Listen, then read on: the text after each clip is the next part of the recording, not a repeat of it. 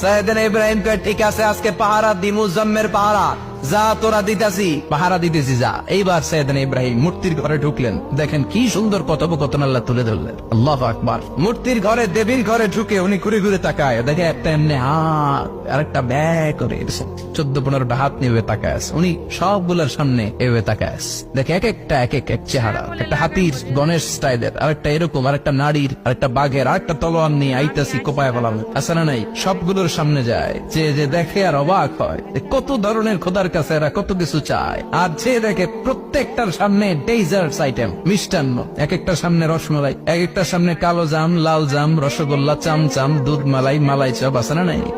জিব্বায় পানি চলে আসছে নাকি? তো সাইয়েদনা ইব্রাহিম অবাক, কিরে এত মূর্তি, এত ডিজাইন, এত ভাবে এরা অঙ্গভঙ্গি করে আছে, এত খাবার দেয়া, খায় না কেন? সাইয়েদনা ইব্রাহিম ভাবলেন মনে হয় নাগাল পাই না, আমি একটু তুল্লা ধরি। উনি রসমালাইয়ের বাটিটা নিয়ে